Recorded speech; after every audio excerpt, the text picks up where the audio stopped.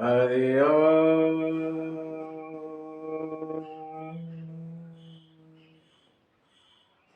स्वस्ति श्री गणेशाय नमः। श्री सरस्वती नमः। श्री परमात्मने नमः।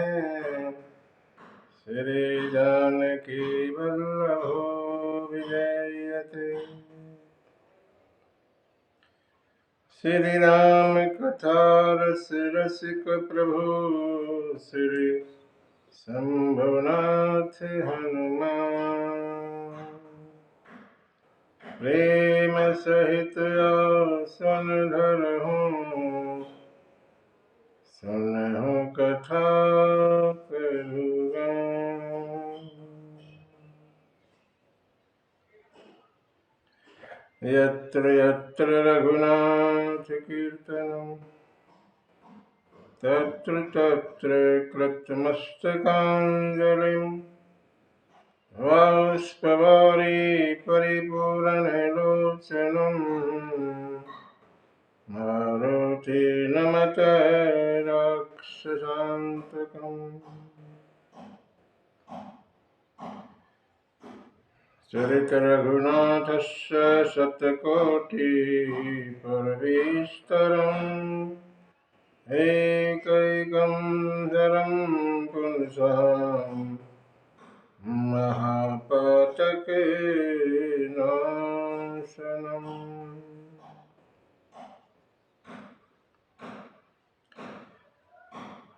माता रामो मत पिता रामचन्द्रः स्वामी रामो मत सखा रामचन्द्रः।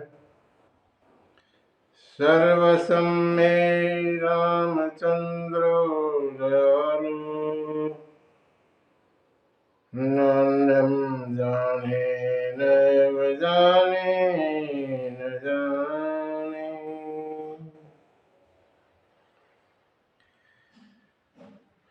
अञ्जनानन्दनं वीरं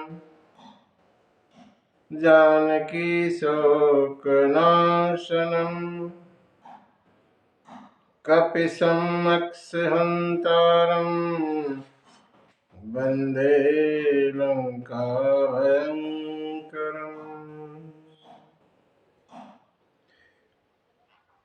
आशुतोष शशाङ्कशेखर चन्द्रमौळि चिदम्बरा कोटि कोटि प्रणाम शम्भो कोटि नमन दिगंबरा।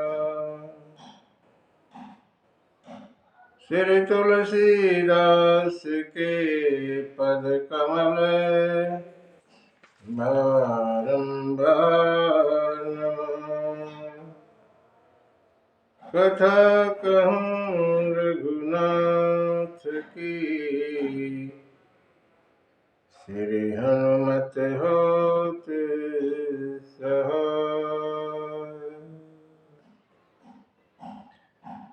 सीतारामचंद्र भगवान की जय।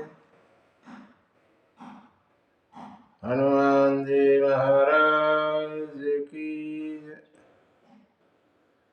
उमापति महादेव की जय। गोस्वामी तुलसीदास महाराज की जय। श्रीमद् रामचरितमानस भगवान की जय। गौ माता की जय। भारत माता की जय। सत्य सनातन धर्म की जय। ओम नमः पार्वती पतये हर हर महादेव।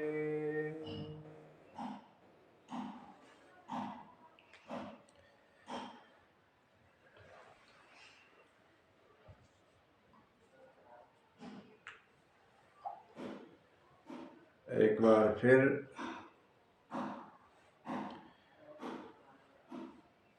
हम भगवान के कथा गंगा में अवगाहन करेंगे।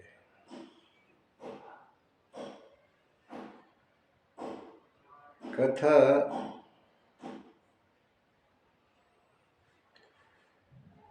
बड़ी दुर्लभ चीज है। सब कुछ मिल जाता है, कथा मिलनी बड़ी मुश्किल।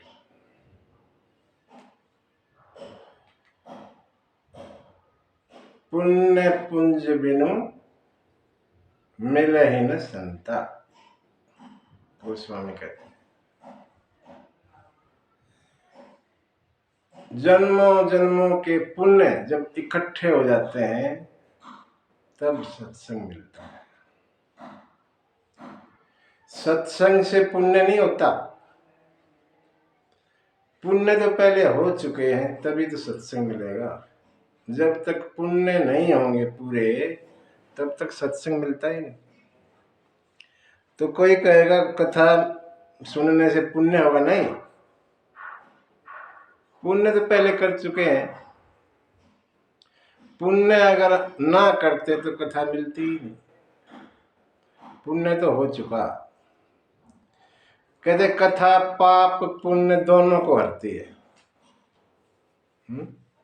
पाप को भी हर लेती है और पुण्य को भी हर लेती है। ऐसी ही है कथा भगवान।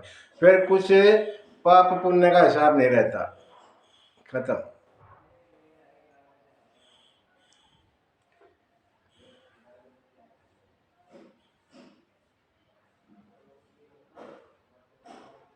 कहते हैं तात मिले पुनित मात मिले। हमें माता पिता मिलते हैं, हमारा जन्म होता है।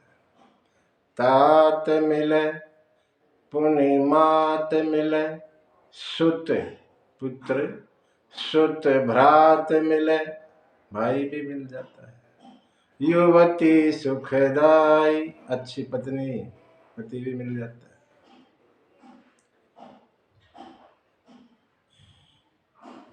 राज मिले, राज भी मिल जाता है। गजबाज मिले सब साज मिले, मन वंचित पाई। जो मन चाहता है वो भी मिल जाता है, संसार की चीजें। लोक मिले परलोक मिले, विधि लोक मिले बैकुंठ ही जाई। ये लोक भी, वो परलोक भी, ब्रह्मलोक भी, बैकुंठ भगवान का धाम भी मिल जाता है। कहते सुंदर और सब सुख मिले, लेकिन संत समागम दुर्लभ भाई। संत समागम बड़ा दुर्लभ है। जीवन संसार में कोई दुर्लभ चीज है जो बड़ी मुश्किल से मिलती है, वो सत्संग। इसलिए हमें आज सत्संग प्राप्त हुआ, इसका लाभ उठाएं। सत्य कहते हैं सत्य का एक क्षण, क्षण माने समय, सत्य का एक क्षण और अन्न का कण बर्बाद नहीं करना चाहिए। सत्संग को ऐसा मत समझो टाइम पास। कुछ लोग कहते हैं चलो टाइम पास करके आते हैं 2-3 घंटे। सत्संग टाइम पास नहीं होता। सत्संग मनोरंजन का साधन भी नहीं है, चलो थोड़ा दिल बहल जाएगा, पिक्चर देखते हैं, जैसे नाटक देख, वो नहीं है ये। भगवान की चर्चा है। सत्संग सत्य का संग। सत्य कौन है?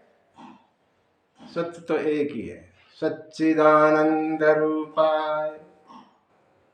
सत्य चित आनंद तो वही है। सत्य माने जो हमेशा रहे। सत्य का कभी नाश नहीं होता, झूठ के पैर होते हैं। सत्य, भगवान सत्य रूप है, सत्य चित आनंद, सत्य का संग सत्संग।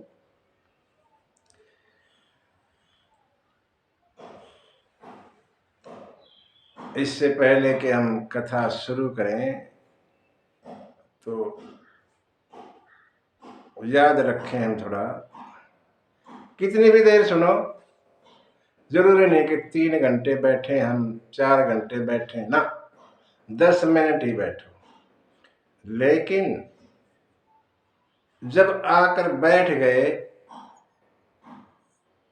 तो फिर पूरा ध्यान इधर ही रहे। सांसारिक जो प्रपंच है उनको भूल जाओ। ये नहीं कि बैठे तो यहाँ है और मन कहीं और है, कोई फायदा नहीं होता। अपना टाइम बर्बाद करने वाली बात है, अपना टाइम बर्बाद कर रहे हो। दोनों जगह नहीं चलता, मन तो एक ही जगह लगेगा। यहाँ लगाओ, बाहर लगा दे तो यहाँ नहीं लगेगा। मन से कथा सुनो, मन लगा के सुनो।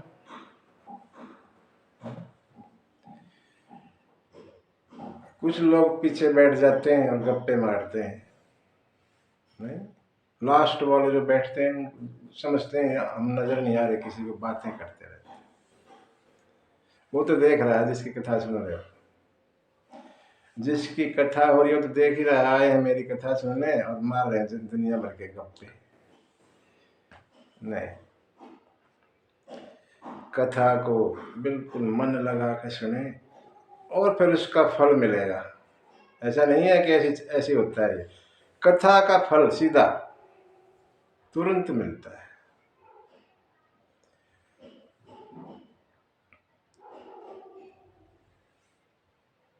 तुलसी बाबा कहते हैं ना, ये तो सरोवर है और सरोवर में नहाने का फल तुरंत मिलता है। क्या फल मिलता है? काक होई पिक बकहूं मराला, कौवा कोयल और बगुला हंस बन जाता है। इसका तात्पर्य क्या हुआ? कौवा कोयल बन जाएगा मतलब कोयल का रूप नहीं ले लेगा। कौवा जो ऐसा कड़वा बोलता है, कर्कश बोलता है, वो मीठा बोलने लगेगा। हम मधुर भाषा का उपयोग करने लग जाएंगे, अच्छा बोलने लग जाएंगे, गाली गलौच नहीं देंगे। काक होई पिक बकहूं मराला, और बगला हंस बन जाता है। बगुला कपटी भगत है, ऐसा कहते हैं, कपटी है। तो बगुले का कपट खत्म हो जाता है और वो हंस बन जाता है। हंस का काम क्या है? दूध का दूध और पानी का पानी अलग कर देता है। हंस हंस अच्छे अच्छे को ले लेता है और खराब को छोड़ देता है। हंस, बगुला हंस तुरंत फैसला हो जाता है, तुरंत फल मिलता है, इंतजार नहीं करना पड़ता। अगर कथा मन से सुनी जाएगी तो, नहीं तो नहीं। परीक्षित महाराज ने 7 दिन ही कथा सुनी और अपनी मृत्यु को संवार लिया। 7 दिन सुने, केवल 7 महीने नहीं सुनी, 7 साल सुनी नहीं। हम तो 60 साल सुनते हैं, लेकिन कुछ खास बदलाव नहीं आता। इसलिए इसका तो अर्थ यही हुआ कि कथा सुनी नहीं। भागवत में है ये एक उदाहरण ऐसा, गोकर्ण ने अपने भाई धुंधुकारी जो प्रेत था उसको कथा सुनाई भागवत की, और भगवान का 7वें दिन उसने भगवान का रूप ही ले लिया और नाचने लग गया।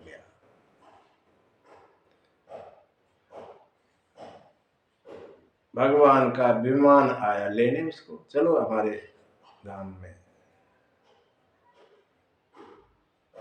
गोकर्ण ने कहा, अरे भाई कथा तो यहाँ तो काफी बैठे हैं, सब ने सुनी है, विमान केवल इसके लिए क्यों आया? इन बाकियों के लिए भी आना चाहिए।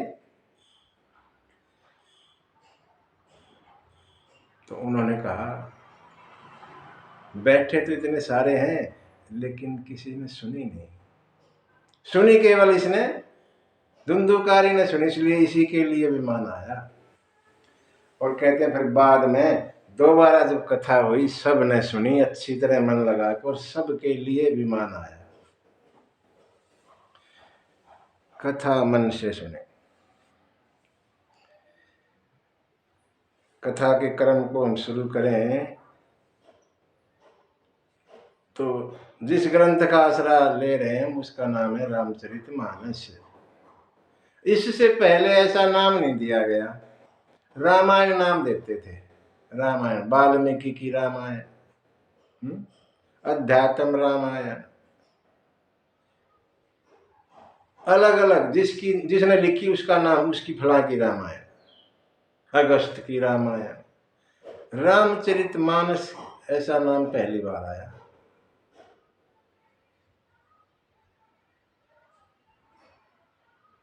संतों ने इनका भी अलग अलग बताया, इनका अर्थ, इस रामायण का क्या अर्थ है और रामचरितमानस का क्या है। राम आयन, दो शब्द है, राम आयन, रामायण।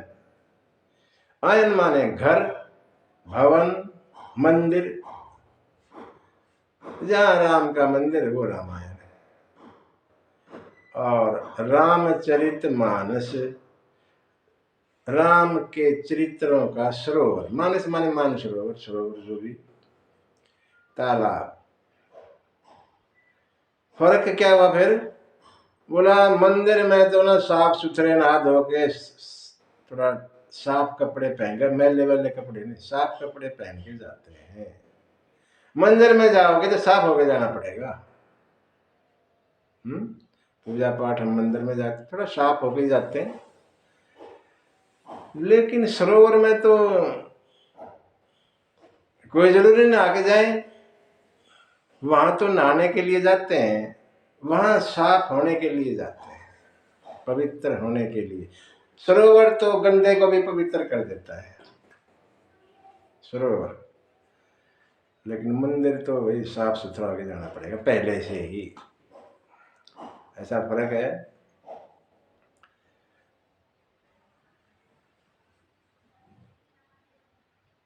वैसे भी कहते हैं रामचरितमानस 8 अक्षरों का नाम है, राम चरित मानस, 8 अक्षर। और शंकर भगवान की अष्टमूर्ति की पूजा होती है, 8 मूर्तियों की भगवान की पूजा होती है, शंकर की अष्टमूर्ति। दक्षिण भारत में तो इनके मंदिर हैं भगवान की, शंकर भगवान की अष्टमूर्ति के मंदिर भी हैं। आकाश, 5 तो तत्व हैं, हमारा जैसे शरीर बना है, 5 तो वो मूर्ति है। आकाश, पृथ्वी, जल, अग्नि, वायु, 5। चंद्रमा और सूर्य 7, और यजमान 8। अष्टमूर्ति की हमारे यहाँ शंकर भगवान की पूजा होती है, क्योंकि भगवान शंकर की 8 मूर्तियां, इसलिए इसका नाम 8 अक्षरों का हो गया। दूसरा, रचि महेश। राम कथा किसने रची? शंकर। रचि महेश निज मानस राखा, अपने मन में रख लिया, अंदर, सुनाया नहीं किसी को। लेकिन जब समय आया तो पार्वती को सुना दिया, एकदम नहीं सुनाया, रच के अपने अंदर रख ली। शायद पार्वती ना पूछती तो सुनाते भी नहीं, ऐसे ही रखी रहती। और हमें ये कथा मिलती नहीं। पार्वती की देन है ये कथा, राम कथा। राम कथा पार्वती ने पूछी, भोले बाबा ने सुना दी, और हम सबके पास आ गई, नहीं तो नहीं आती। ऐसे ही रह जाते हम राम कथा के बिना।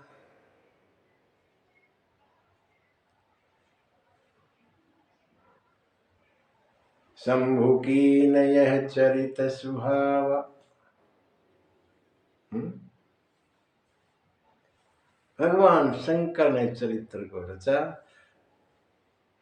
उन्हीं उन्हीं ने जो है सोई शिव काग भुसुंडी दीना, वही कथा भगवान शिव ने काग भुसुंडी को दे दी, क्योंकि वो अधिकारी थे सुनने के, लेने के।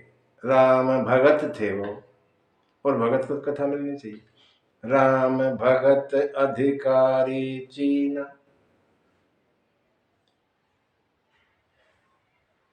उन्हीं से काग भुसुंडी से याज्ञवल्क्य को मिली, और याज्ञवल्क्य ने भारद्वाज को सुनाई। ऐसा कर्म है ये। भोले बाबा ने माता को तो सुनाई, ठीक है, वो तो सुना दी, लेकिन जो कर्म चला काग भुसुंडी को दी भोले बाबा ने, और काग भुसुंडी से याज्ञवल्क्य ने ली, और याज्ञवल्क्य ने सुनाई भारद्वाज जी को। ऐसा कर्म है ये राम कथा का।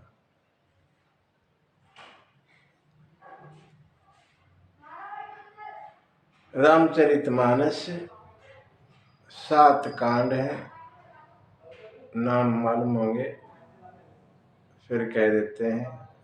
पहला कांड बालकांड, दूसरा अयोध्या कांड, तीसरा अरण्य कांड, चौथा किष्किंधा कांड, पांचवा सुंदर कांड, लंका कांड, और फिर 7वां उत्तर कांड। 7 कांड है, और 4 घाट पे कथा होती है, 4 व्यासपीठ है, चारों पे लगा एक साथ चलती है कथा। एक कर्म घाट है, एक ज्ञान घाट है, एक भक्ति घाट है, और एक शरणागति घाट। 4 घाटों पे कथा चलती है भगवान की। एक ये घाट अलग से बन गया भाव घाट, ये 5वां घाट व्यास का अपना बनाया हुआ। वैसे 4 घाट हैं। बाबा सरोवर कहते हैं रामचरित मानस, राम के चरित्रों का सरोवर। तो सरोवर में 4 घाट, जैसे सरोवर के 4 घाट, 4 घाटों पे कथा चल रही है। 7 सोपान है, 7 कांड है, माने 7 सीढ़ी। 7 कांडों को तुलसी बाबा सोपान कहते हैं, सीढ़ियां, पैड़ी, एक के बाद दूसरी, तीसरी, चौथी, 5वीं, 6वीं, 7वीं, और सरोवर में गोते। ऐसा नहीं है कि पहली सीढ़ी से 7वीं पर जंप करोगे तो गिर जाओगे, टूट फूट हो जाएगा, शरीर को चोट लग जाएगी। नंबर वाइज जाना है, पहली सीढ़ी से दूसरी में जाओगे, माने अयोध्या कांड। नंबर वाइज कोशिश करोगे जंप करने की, बीच में कोई कांड छोड़ना चाहोगे तो चोट लग जाएगी। इसीलिए सारे कांड अच्छे हैं, कोई ठीक है कोई नहीं ठीक, ऐसा कुछ नहीं है, सभी कांड सुनने चाहिए। हमारे यहाँ सुंदर कांड का पाठ होता है, बहुत करवाते हैं, और कैसा सुंदर कांड पाठ होता है वो सुना होगा। भागम भाग रहती है, पता नहीं लगता, ना तो बोलने वाले को पता लगता जो गा रहा है सुंदरकांड, और सुनने वाले को तो पता ही क्या लगेगा क्या कह रहा है। ठीक है, लेकिन ऐसा कुछ इसका कुछ अर्थ निकलता नहीं ज्यादा। हर कांड सुनो, हर कांड सुनो, सब कांड सुंदर है, केवल सुंदर कांड ही सुंदर नहीं, सारे सुंदर है। भगवान की कथा है, तो ये थोड़ा कि ये कथा तो अच्छी है, दूसरी कथा, दूसरे कांड की कथा खराब है, ऐसा थोड़ी हो जाएगा। भगवान की कथा सारे कांड शुरू से आखिर तक सब सुंदर ही सुंदर है।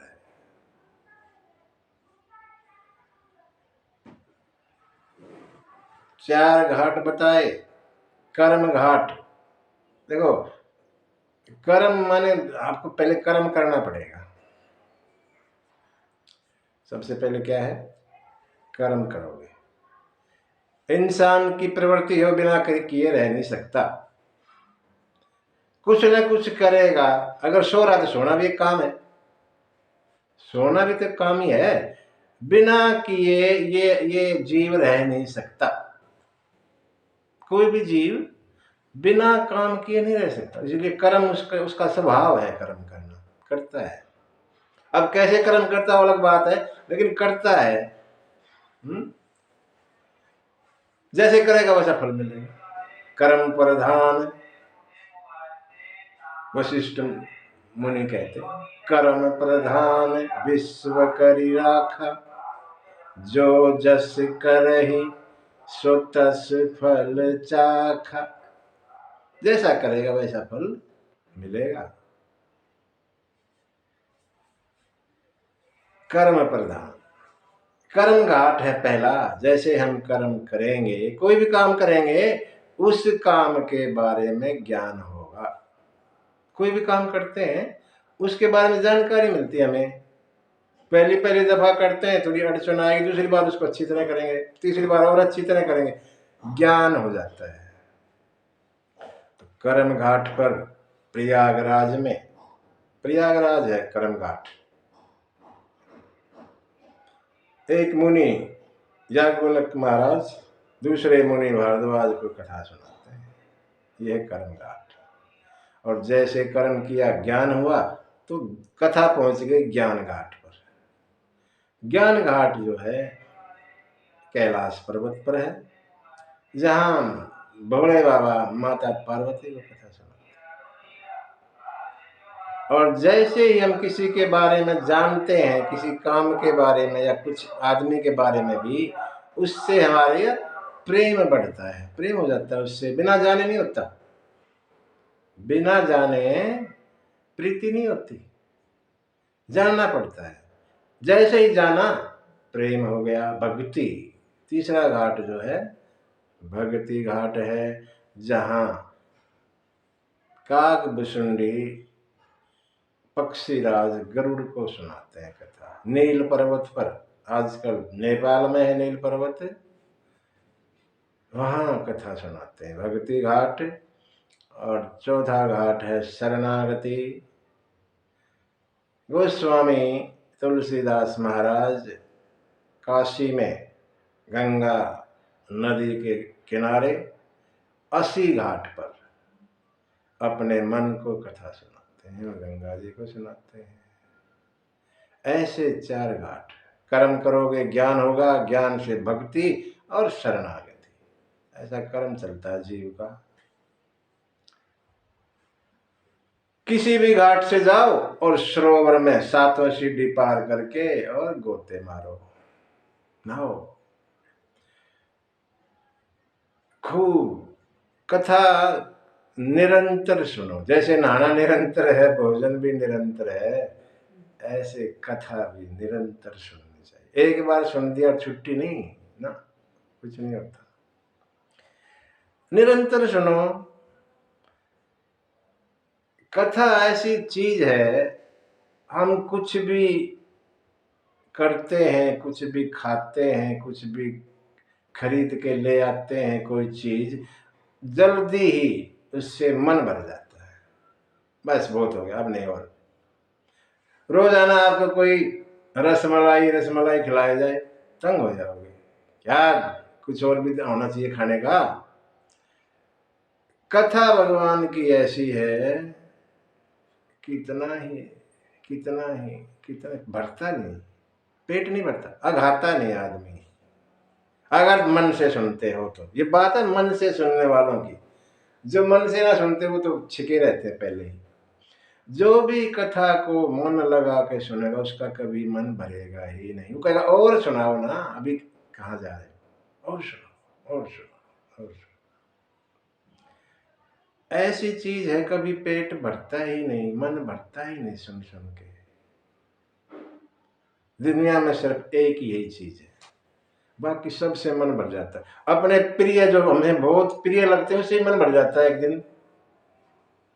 जिसको हम बड़ा प्रेम करते हैं उससे भी मन भर जाता है आदमी का, कथा से नहीं भरता। निरंतर सुनते रहो, खूब सुनो, जब मौका मिले चूकना नहीं।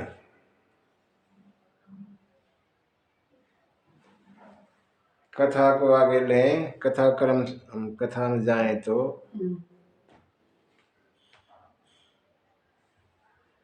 पहला कांड बाल कांड, शुरुआत में बाबा ये रामचरितमानस अवधी भाषा में है, ठेठ ग्रामीण भाषा में, संस्कृत में नहीं है। इससे पहले जो लिखी गई संस्कृत में लिखी गई या अपनी अपनी भाषा में लिखी गई, इस तरह की भाषा में पहली बार लिखी जा रही है। जिसको आम आदमी समझ ले, जिसको कोई ज्ञान नहीं ज्यादा संस्कृत का भाषा का, वो भी समझ जाएगा, अगर मन लगा के सुनेगा तो समझ जाएगा। ठेठ भाषा।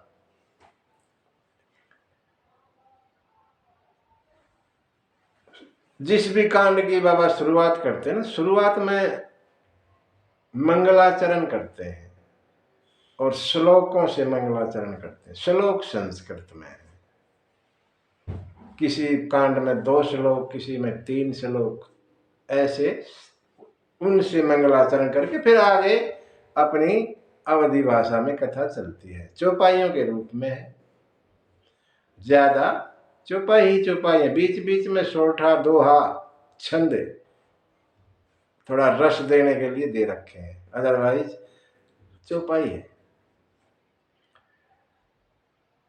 बालकांड में 7 श्लोक दे दिए। बालकांड कुछ अपवाद है, बाकी जगह तो, बाकी कांडों में तो 2-3 है, यहाँ पर 7 दे दिए बाबा ने। 7 श्लोक से शुरुआत है। 7 ही क्यों, यहाँ भी संत अपनी बातें करते हैं, अपना अपना भाव कहते हैं, क्योंकि 7 कांड है इसलिए 7 श्लोक हो गए। एक कांड का 1 श्लोक अलग से। 7 दिन होते हैं, किसी भी दिन सुनाओ, ऐसा कहते हैं। जरूरी नहीं कि मंगल से शुरू करो या इतवार से, ना, किसी भी दिन से, सोमवार से शुरू कर दो। सोमवार से लेके और रविवार तक कोई भी दिन की कथा शुरू की जा सकती है। कोई एक दिन नहीं, इसका निश्चित नहीं है कि फला दिन से ही करनी है ना। संगीत के 7 स्वर बताए हमारे यहाँ, सा रे गा मा पा धा नी, 7, इसलिए 7 श्लोक हो गए। कथा संगीतबद्ध है, गाई जाती है, बोली नहीं जाती। जैसे कविता गाते हैं बच्चे स्कूल में, ऐसे गाई जाती है, प्रस्ताव की तरह सुनाई नहीं जाती, गा के कथा की जाती है। इसलिए संगीत के 7 स्वर, 7 श्लोक बाबा दे दिए। सब संतों का अपना अलग अलग विचार। शुरुआत करें तो पहला श्लोक, वर्णानाम अर्थ संघानाम, अक्षरों के बारे में, शब्द के बारे में बाबा लिखते हैं। शब्द ब्रह्म है, शब्द मिटता नहीं। शब्द को हमारे यहाँ भगवान ब्रह्म कहा गया। जो मैंने बोल दिया वो ऊपर घूमता रहता है, घूमता रहता है, मिटता नहीं, ऊपर आकाश में। वर्णानाम अर्थ संघानाम रसानाम छंदसामपि मंगलानाम च कर्तारो वंदे वाणी विनायको। बाबा 4 देवी देवताओं की वंदना पहले करते हैं और 4 की बाद में, और बीच में गुरुजी, ऐसे करते हैं वंदना। इन 2, ये जो श्लोक है 7, इनमें 5, पहले 4 की वंदना देवी देवताओं की, फिर गुरुजी की, और फिर बाद में 4 देवी देवताओं की, ऐसे वंदना करते हैं तुलसी महाराज। पहले श्लोक में 2 की इकट्ठी कर दी, वर्णानाम अर्थ संघानाम वंदे वाणी विनायको, वाणी माने सरस्वती, विनायक माने गणेश जी, दोनों की इकट्ठी ही वंदना कर दी। लोग तो इसमें भी कहते हैं, लोगों का काम है कहना, तो यहाँ भी कहते हैं कि आप, हमारे यहाँ तो गणेश की प्रथम पूजा होती है, आपने सरस्वती का नाम पहले लिख दिया। वंदे वाणी विनायक हो, विनायक का बाद में लिखा, ऐसा क्यों किया? पहले गणेश का लिखते, बाद में सरस्वती का लिखते। तुलसी बाबा कहते हैं, मैंने उनको उत्तर दिया जो मुझे कहते हैं मैं नारी विरोधी हूं।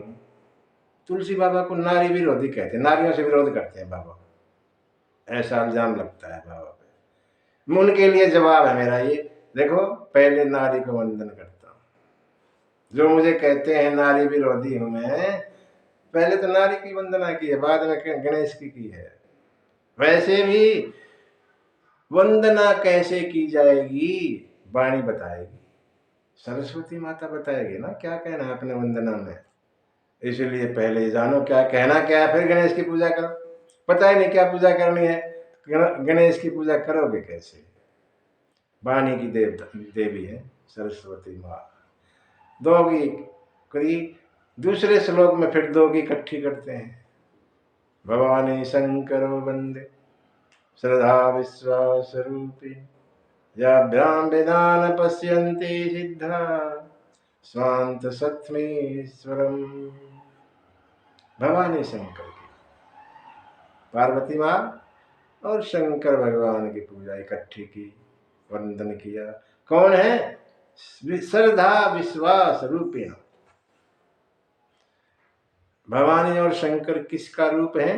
श्रद्धा और विश्वास।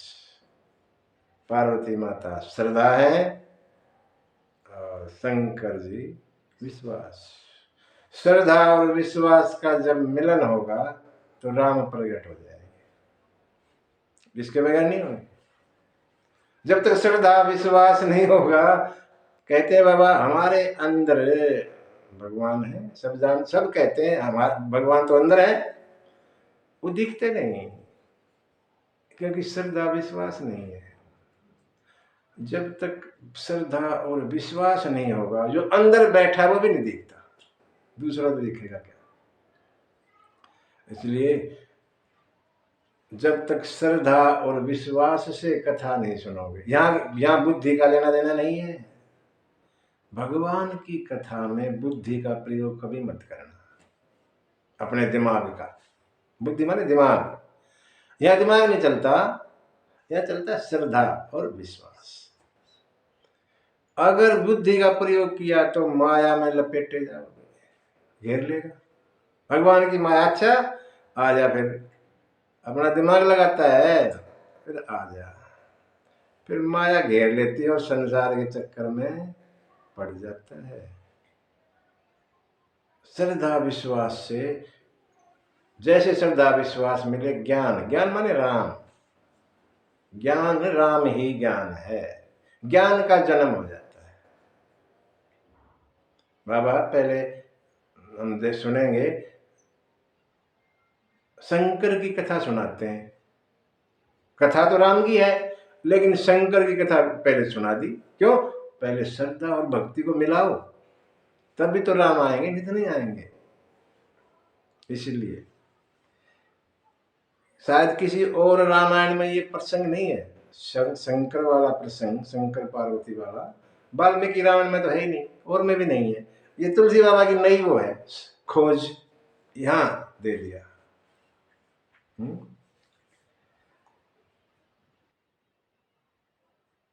शंकर पार्वती की वंदना 4 की हो गई, और अब गुरु जी की वंदना।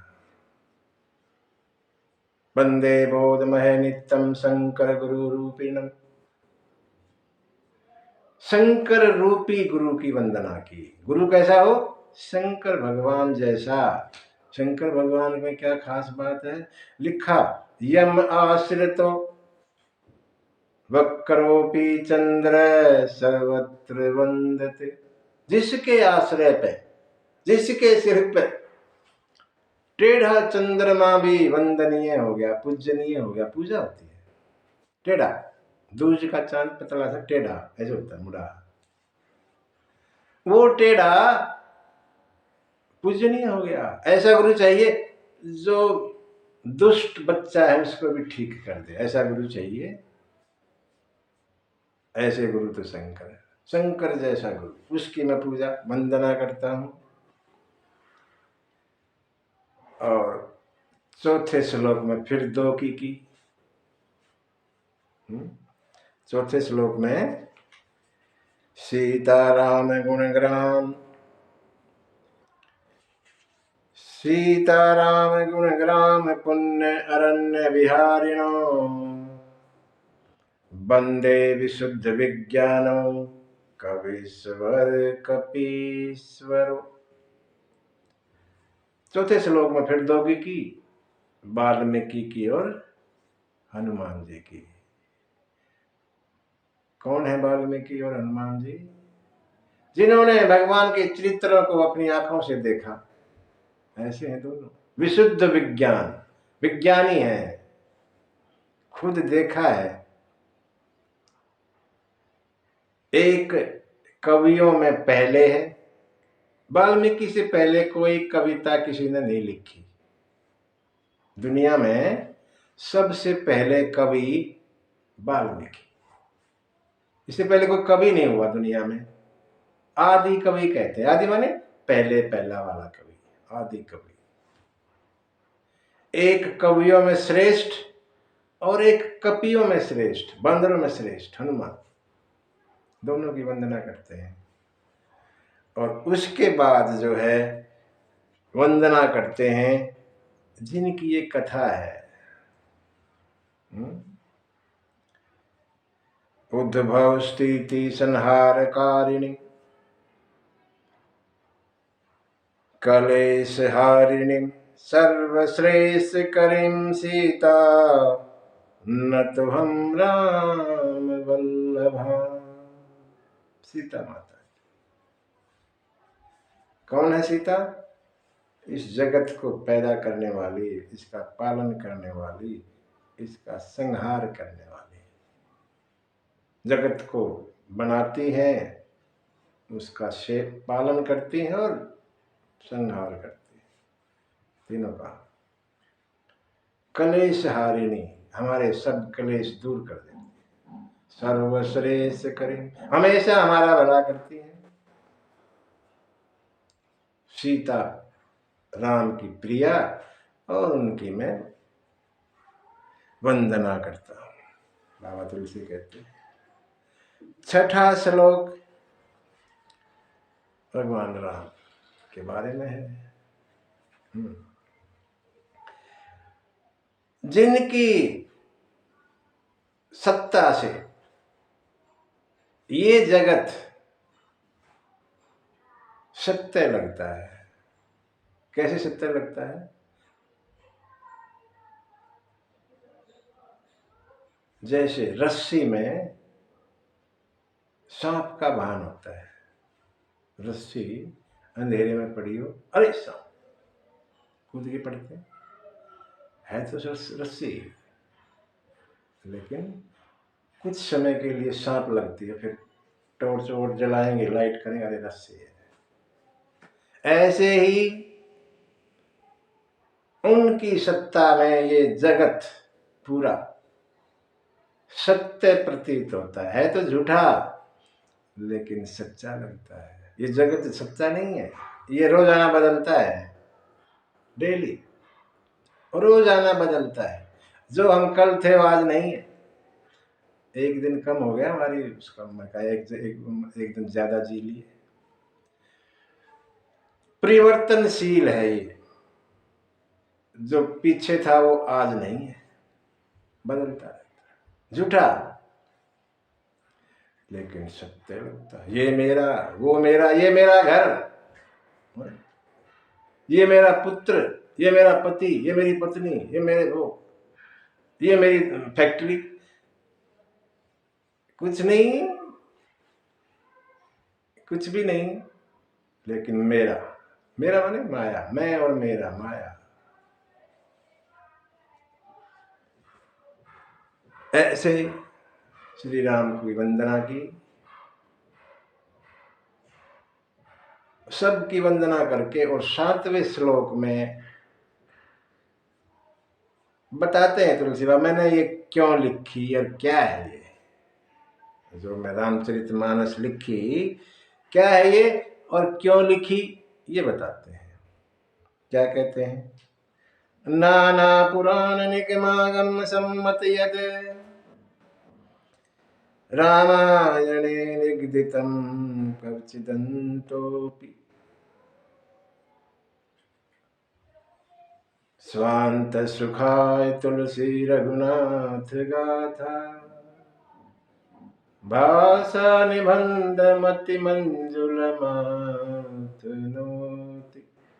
नाना पुराण, अनेकों पुराणों से, 18 पुराण हमारे यहाँ, उन पुराणों से लिया, कुछ वेदों से लिया, शास्त्रों से लिया, और भी रामायण उनसे लिया, और मैंने इसको भाषा बंद कर दिया, भाषा में ऐसे लिख दिया। किस लिए? स्वांत सुखाय, अपने अंतःकरण के सुख के लिए, मेरे को सुख मिले, मेरे अंदर सुख हो, दुनिया को सुनाने के लिए नहीं, भीड़ इकट्ठी करने के लिए नहीं। स्वांत सुखाय, अपने अंतःकरण के सुख के लिए। वैसे अलग भी लिखा है बाबा ने, यहाँ तो लिखा ही लिखा, एक जगह लिखा है बालकांड के आखिर में छंद लिखा, निज गिरा पावनी करण कारण राम जस तुलसी कहो। मैंने राम का यश क्यों गाया? बालकांड के आखिर में, निज गिरा पावनी करण कारण, अपनी जुबान को, अपनी वाणी को पवित्र करने के लिए, ये भी कहते हैं। और ये भी कहते हैं कि मैं क्यों लिख रहा हूं। जब हमने ये कहा ना कि फलां शंकर बाबा ने काक भुसुंडी को सुनाई, काक भुसुंडी से याज्ञवल्क्य जी ने ली, याज्ञवल्क्य जी से भारद्वाज जी को मिली, तो बाबा कहते मैंने अपने गुरु से सुनी, और जो कुछ मेरी समझ में आया, भाषा निबद्ध कर भी मैं सोई, मोरे मन प्रबोध जेहि होई। तीसरा कारण है, मेरे मन में प्रबोध हो, ज्ञान हो, मुझे पता लगे, इसलिए भी मैं कथा लिख रहा हूं। ऐसे 7 श्लोक संस्कृत में दिए, और उसके बाद सीधा ठेठ भाषा में आ जाते हैं। 5 सोरठे लिखे, सोरठे में 2-2 लाइन के, भाषा आम भाषा है, ठीक है। संस्कृत तो श्लोक ही श्लोक संस्कृत में है। 5 सोरठे माने 5 सोरठों में 5 देवों की वंदना की है अलग से। पंचदेव की वंदना आदि शंकराचार्य हमारे गुरु हुए, शंकर के अवतार, उनकी है ये पद्धति ऐसे पूजा करने की। हमारे यहाँ भी है कि हम पंचदेव की पूजा करते हैं।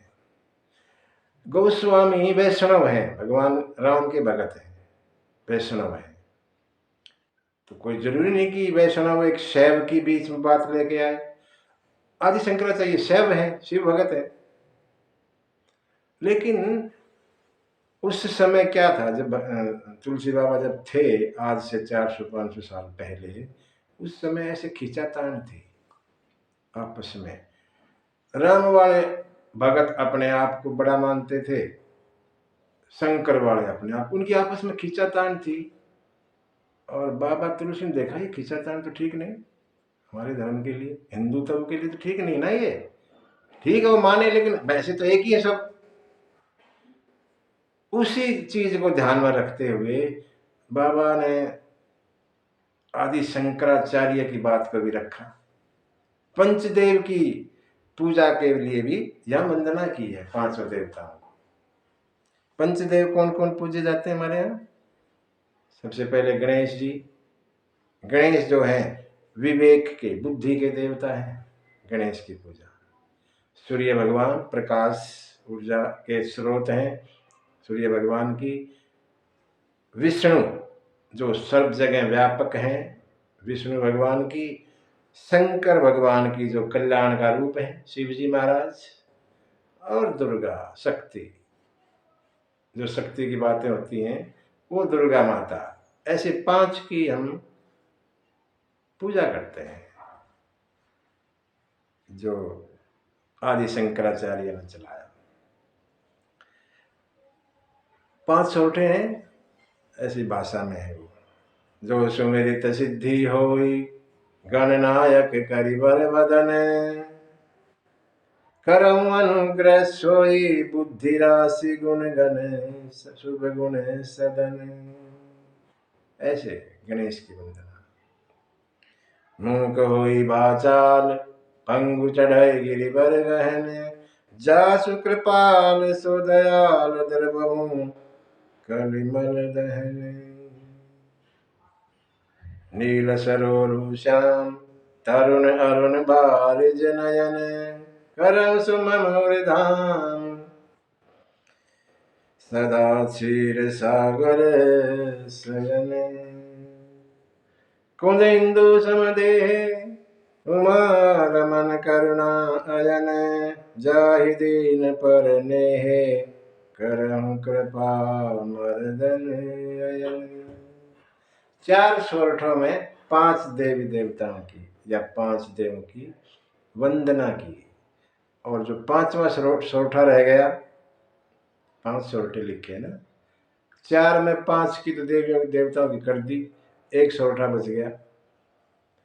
तो किसी ने कहा महाराज यहाँ तो एक एक देव की पूजा नहीं कर पाते लोग, आपने 5-5 की लिख दी है।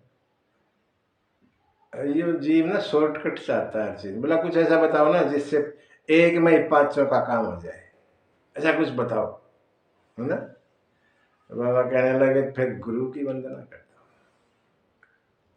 गुरु की वंदना में सब कुछ आ गया, 5 आ गए। तो 5वां सोठा गुरु के लिए लिख दिया। बंदम गुरुपद कंज कृपा सिंधु, नर रूप हरि। महामहोतम पुंज, जासु बचन रवि कर निकर। मैं उस गुरु की वंदना करता हूं जो नर रूप में हरि ही है। नर रूप में हरि। गुरु कौन है? भगवान से भी ऊपर दर्जा बताया गुरु जी का। नर रूप में हरि है। यह नर हरि, नर हरि तुलसी बाबा के गुरु है। मतलब दूसरी तरह से अपने गुरु का भी नाम लेंगे, गुरु का नाम लेते नहीं वैसे, लेकिन यहाँ नाम भी निकलता है। नर रूप हरि, रूप बीच में आ गया, नर हरि। रूप को हटा दे तो नर हरि नाम आ गया। गुरु की वंदना कर दो, 5 देव की पूजा हो जाएगी। और अब जो है आगे पहली चौपाई, रामचरितमानस की पहली चौपाई। ये ग्रंथ चौपाइयों का है, ठीक। चौपाई चौपाई। तो पहली चौपाई बाबा लिखते हैं, पहली चौपाई लिखते हैं गुरु जी के लिए। गुरु वंदना करते हैं 10 चौपाई में।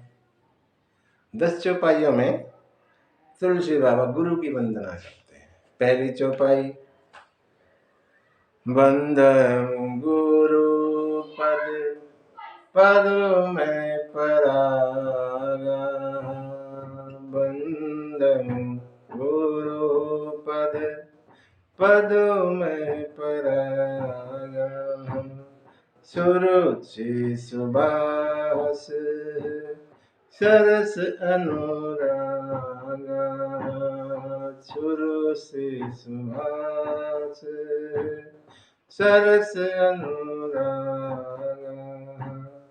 अमीय मोरी में, चूरण चारू अमिय मूरी में चूरण चारू समन सकल भव रुज परिवार समन सकल भव रुज परिवार सुकृति संभूतन विमल विभूति मंजुल मंगल मोद प्रसूति जन मन मंजो मुकुर मलहरणी किए तिलक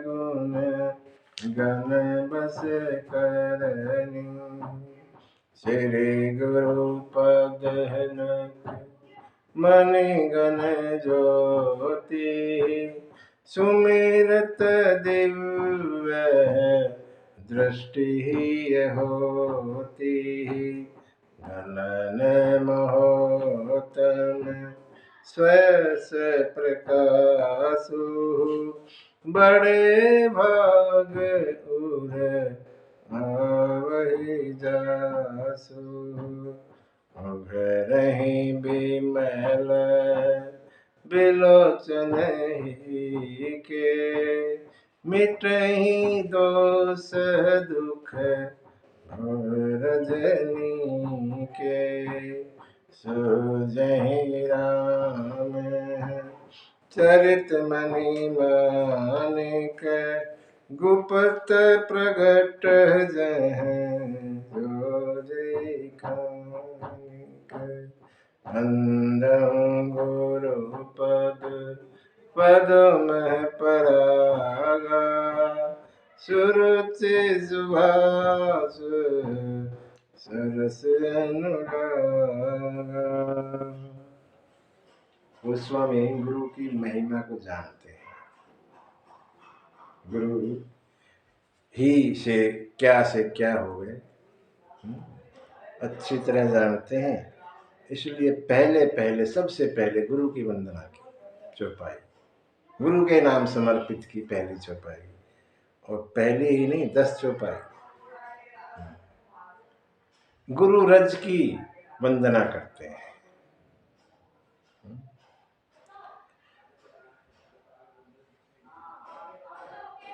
गुरु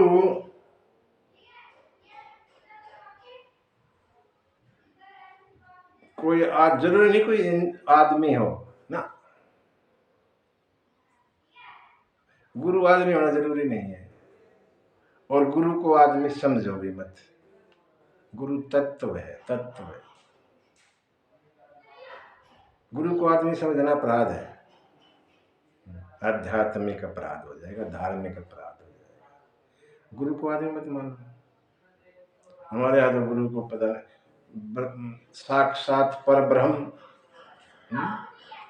गुरुर ब्रह्मा गुरुर विष्णु गुरुर्देवो महेश्वरा, साक्षात पर ब्रह्म माना गया। गुरु साक्षात पर ब्रह्म है, तस्मै श्री गुरुवे नमः। कहते हैं एक दो आता है, गुरु गोविंद दो खड़े काके लागू पाए। चेले को दिमाग चक्कर आ गया, दोनों खड़े किसको पहले प्रणाम करूं। चेला कहता है गुरु गोविंद दो खड़े काके लागू पाए। सोचा और फिर बोले धन क्या कहते हैं, बलहारी गुरु आपने गोविंद दियो मिला। गुरु तो है जिनके कारण गोविंद, नहीं तो गोविंद कहां से आते। गुरु को प्रणाम पहले। भगवान भी कहते हैं मुझे संत बड़े प्यारे हैं, संत मेरे से पहले, ऐसा भगवान कहते हैं। बाद में मैं संतों के पीछे पीछे, संत मेरे से पहले। गुरु की बड़ी महिमा है। किसी देश में जाने के लिए कहते हैं पासपोर्ट और वीजा चाहिए, वीजा लगता है ना, तब उस देश में एंट्री होगी।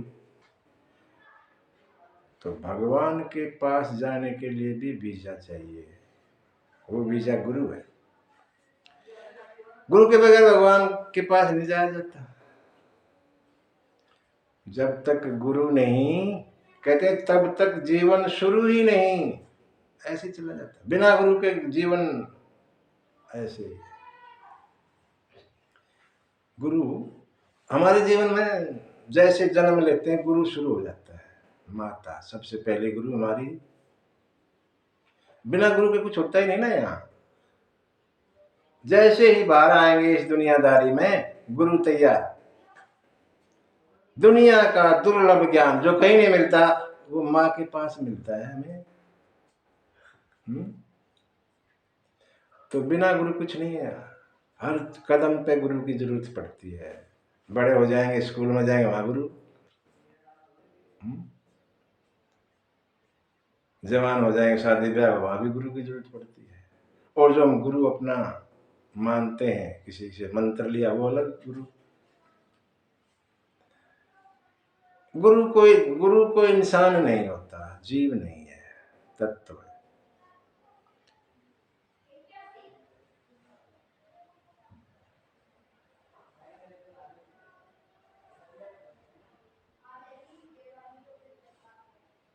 कहते गुरु रज के बाद पद नख की भी वंदना करते हैं। पद नख माने पैरों के नाखून, पैरों के नाखूनों की वंदना करते हैं।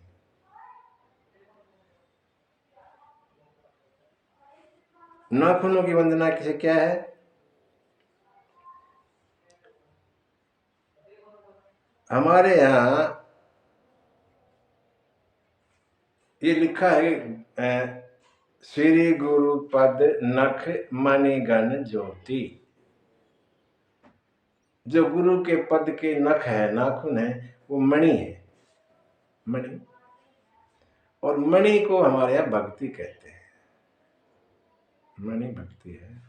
मणि की खास बात यही है कि स्वयं प्रकाशित है, अपने आप ही प्रकाश देती है। वहां कोई तेल घी बात की जरूरत नहीं होती। मणि की खास बात है ये, स्वयं प्रकाश देती है और ठंडी होती है। मणि गर्म नहीं होती। अगर मणि को हाथ लगाओगे, प्रकाश दे रही है, गर्म होनी चाहिए ना, ठंडी ठंडी होती है, शीतलता देती है। तो गुरु पद की जो नख है वो भी ऐसे ही है।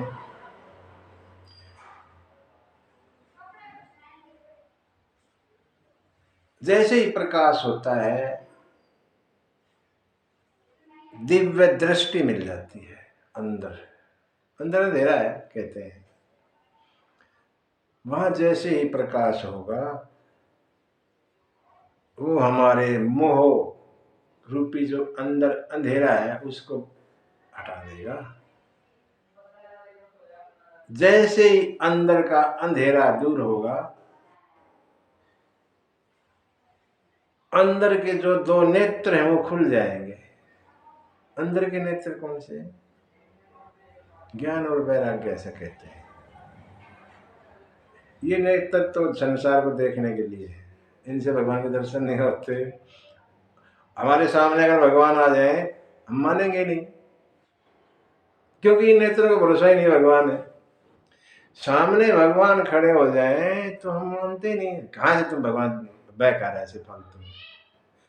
लेकिन अगर दिव्य नेत्र हो गए, ज्ञान और वैराग्य है, तो हम पहचान लेंगे, हाँ ये तो भगवान है। और फिर जो हमारे दोष हैं वो खत्म हो जाएंगे, दुख जो है वो खत्म हो जाएगा। और फिर हमको भगवान के चरित्र दिखाई देने लग जाएंगे, नहीं तो नहीं दिखते।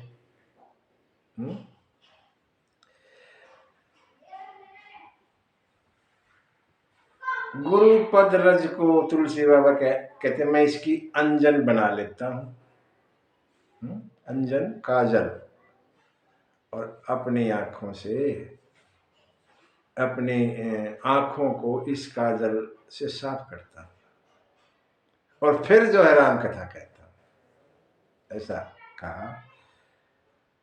बाबा कह रहे हैं कि ये बाल कांड है, बचपन का कांड है, और बचपन में दोष आंखों में होता है। बच्चा कुछ भी देखेगा और मांगने लग जाएगा, नहीं देखेगा तो ठीक है, कोई बात नहीं, चलेगा। जैसे ही देखा, कुछ भी खिला के उसको घर से लेके चले जाओ बाहर, पूरा पेट फुल, कोई जरूरत नहीं वो खाने। जैसे ही बाहर कुछ देखेगा खाने का, मम्मी ये दिलवा दो, चाहे वो कुछ भी ना खाए, एक मुंह देख मारेगा, बस। क्यों? भूख तो है ही नहीं, खाली देखने की बात हो गई। आंखों ने देखा और मांग शुरू हो गई। बचपन में दोष आंखों से आंखों में होता है। इसलिए बाबा कहते हैं, मैं अपनी आंखों के दोष को गुरु के रज से बनी काजल से साफ करता हूं। जब तक आंखों में दोष है, कथा कहीं नहीं जाएगी। भाई सामने बैठे हैं, आंखों में दोष है तो कथा कहीं नहीं जाएगी, देखते रहोगे। इसलिए आंखें साफ करो गुरु पद रज से, और फिर कथा कहता हूं, ऐसे कहते हैं बाबा। गुरु वंदना की, गुरु वंदना में आके कहते हैं बाबा कि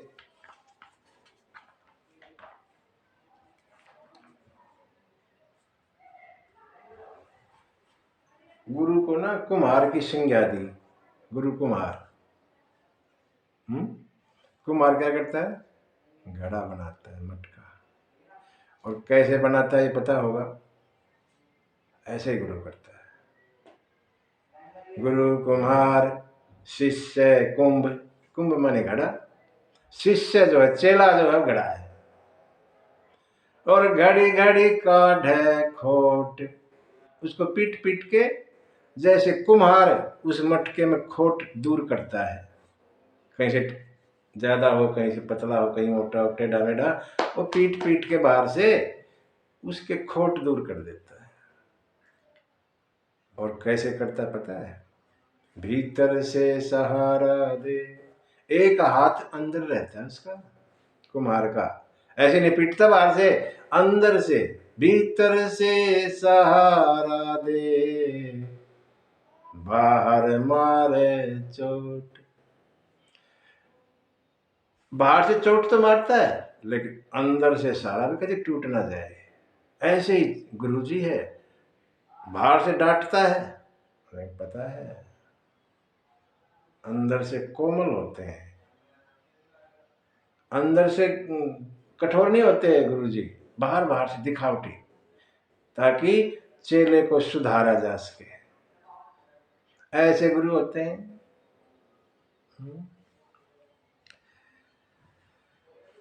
और गुरु की वंदना के बाद पहली चौपाई, ये तो गुरु वंदना, चलो मान लो थोड़ी देर के लिए, गुरु वंदन, गुरु तो तत्व है।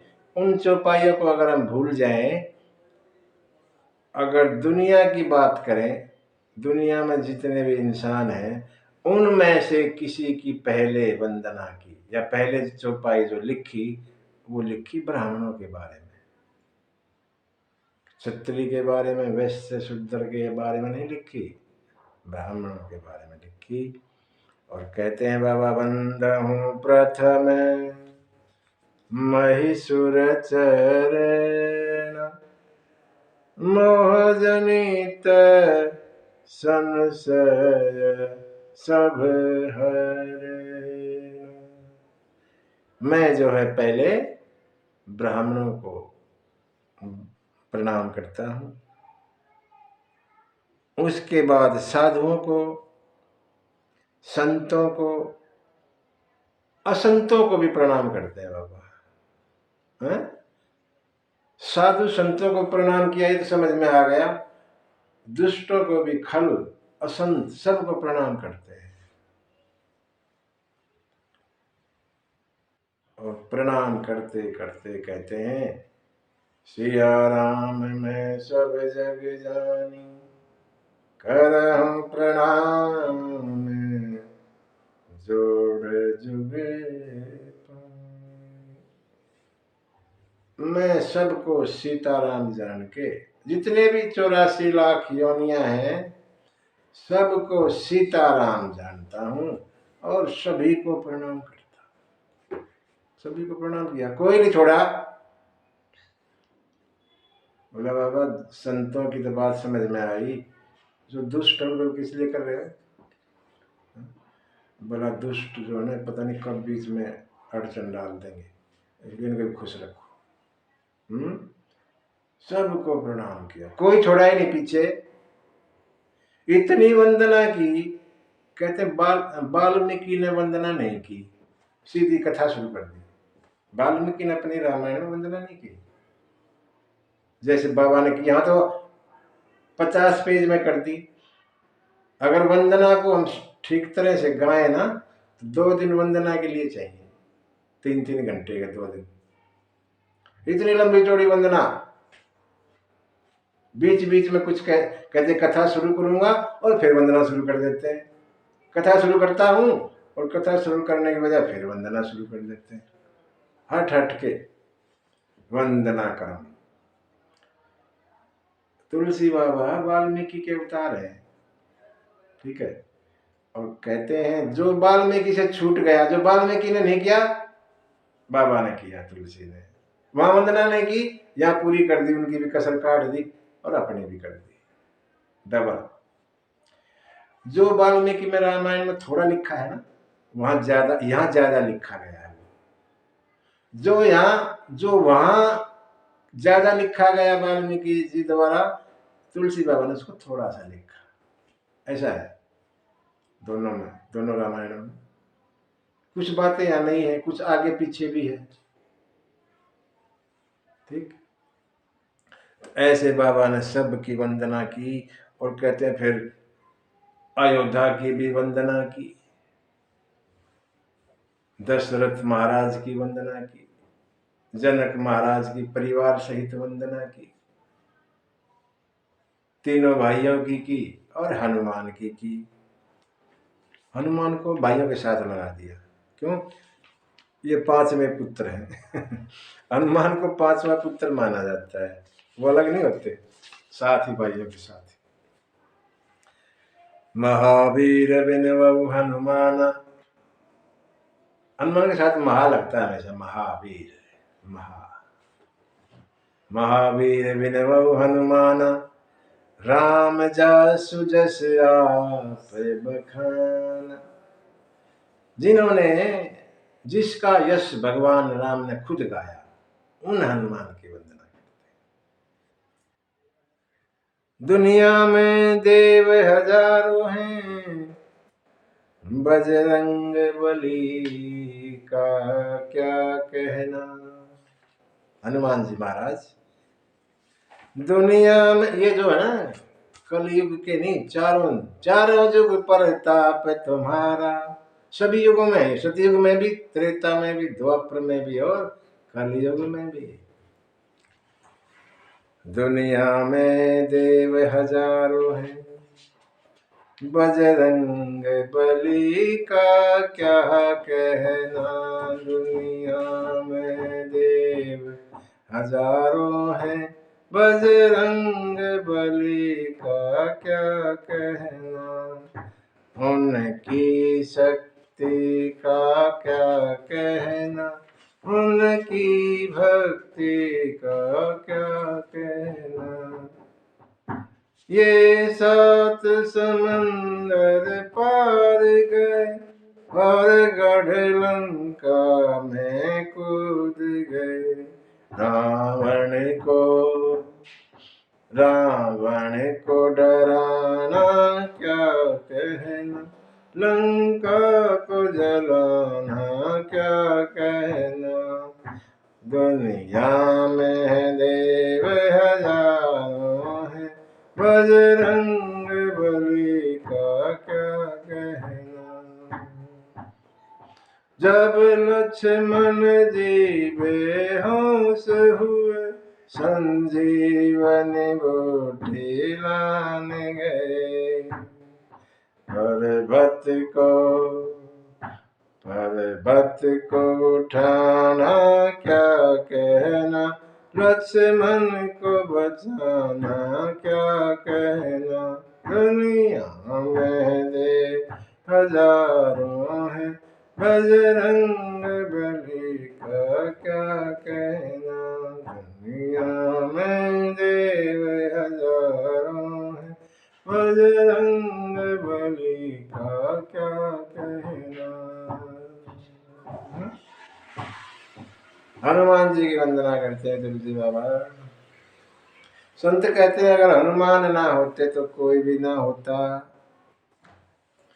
हनुमान अगर संजीवनी बूटी नहीं लाते तो लक्ष्मण जी नहीं बचते। लक्ष्मण ना रहते तो राम जी भी ना रहते। राम जी ना रहते तो सीता माता नहीं रहती और ना ही भरत रहते।